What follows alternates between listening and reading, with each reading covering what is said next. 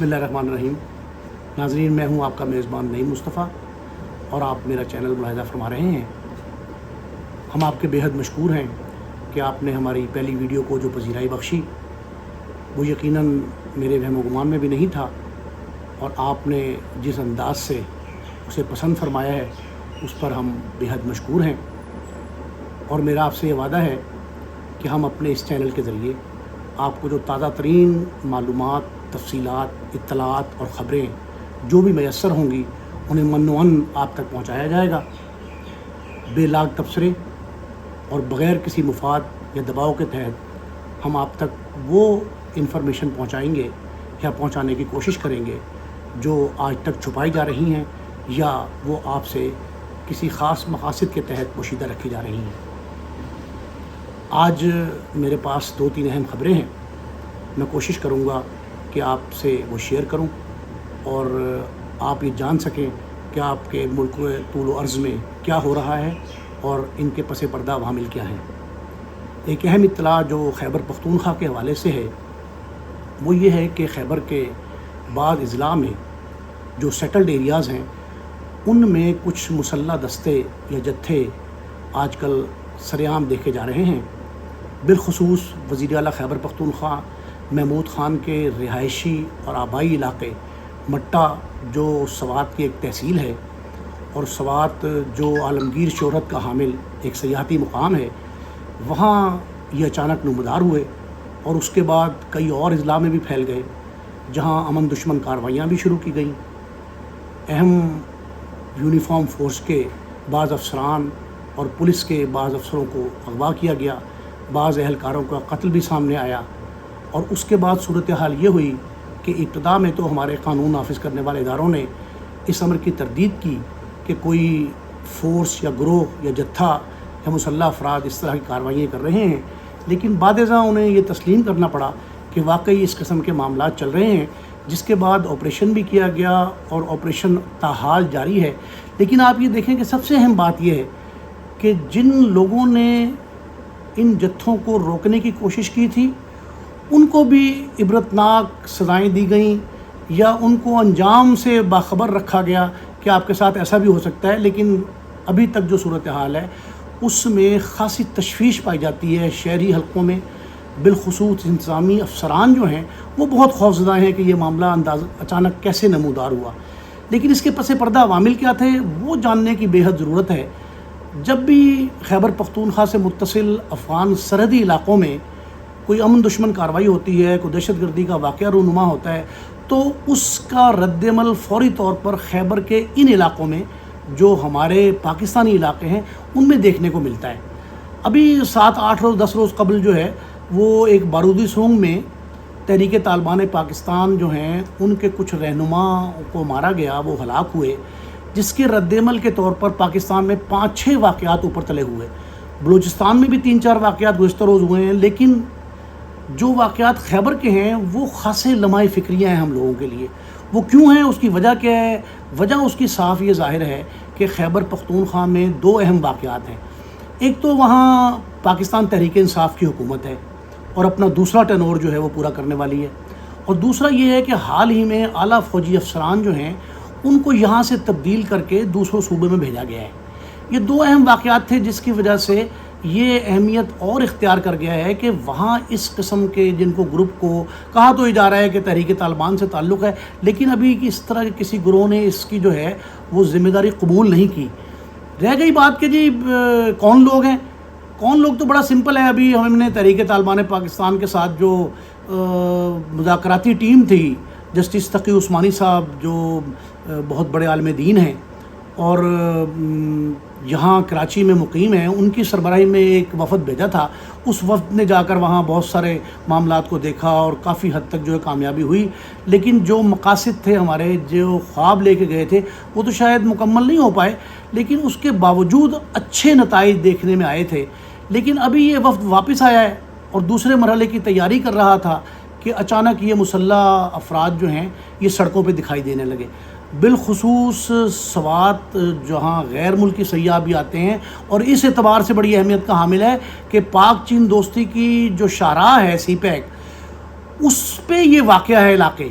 سوات کے بیشتر سڑکیں گرد و نواح سے وہاں ملتی ہیں، اور وہ حکومت خیبر جو ہے اس نے ریسنٹ پاسٹ میں وہاں سیاحتی بہت اہم اقدامات کیے ہیں۔ میری ابھی کل اس حوالے سے بات ہوئی ہے، صوبائی وزیر سیاحت ان کے جو خیبر کے ہیں شوکت یوسف زئی، بڑے پرانے سیاستدان ہیں، وزیر اطلاعات بھی رہے ہیں، 3-4 مرتبہ الیکٹ ہوئے ہیں۔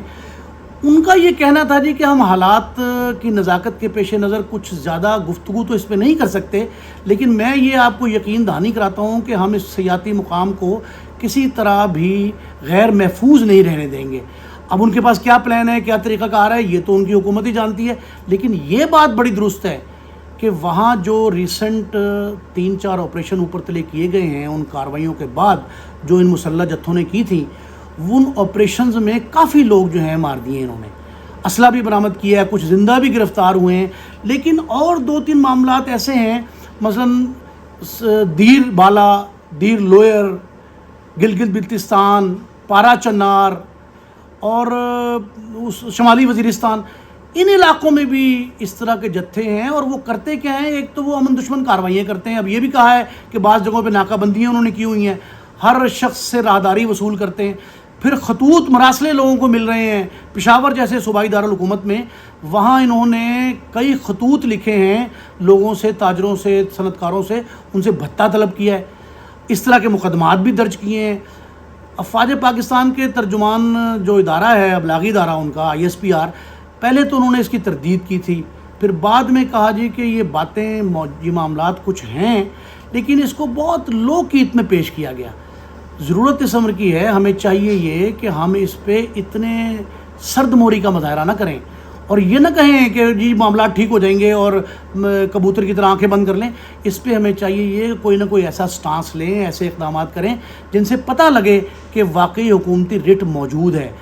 خیبر پختونخوا حکومت کے لیے چیلنج تو ہے ہی ہے، یہ اٹ سیلف وفاقی حکومت کے لیے بھی چیلنج ہے، اور قانون نافذ کرنے والے جو دیگر ادارے ہیں، مطلب ایک DSP کو اغوا کیا گیا، اس کو جس بدترین تشدد کے بعد بڑی منت سماجت سے، یہ کوئی مذاکرات، کوئی مشاورت نہیں تھی، بڑی منت سماجت سے ان کو رہا کروایا گیا ہے۔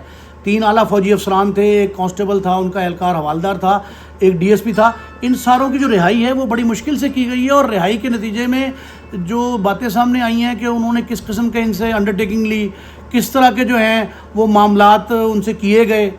پھر یہ بھی کہا جا رہا ہے کہ وہ وہاں اب بھی روپوش ہیں اور کسی وقت بھی منظر عام پہ آ سکتے ہیں۔ تو یہ صورتحال کا ہمیں ہر پہلو سے جائزہ بھی لینا ہے، ان کا حل بھی تلاش کرنا ہے، بالخصوص وہ سوات کے وہ علاقے جہاں وزیر اعلیٰ کا اپنا حلقہ انتخاب ہے، یا وہ سیاحتی مقامات جو CPEC سے متصل ہیں، پاک چین دوستی میں دراڑ کا باعث بھی بن سکتے ہیں۔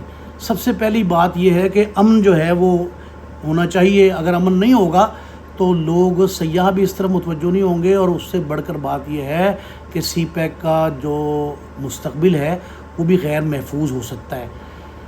اس حوالے سے اور بھی خیبر کے حوالے سے بڑی اطلاعات ہے۔ خبر تازہ یہ آئی ہے کہ یوم پاکستان پر جو وہاں سیاحتی مقامات ہیں، پشاور جیسے بڑے شہر کے، مردان کے، نوشیرہ کے، تو وہاں جو داخلہ فیس ہے وہ کئی گنا زیادہ لی جا رہی ہے۔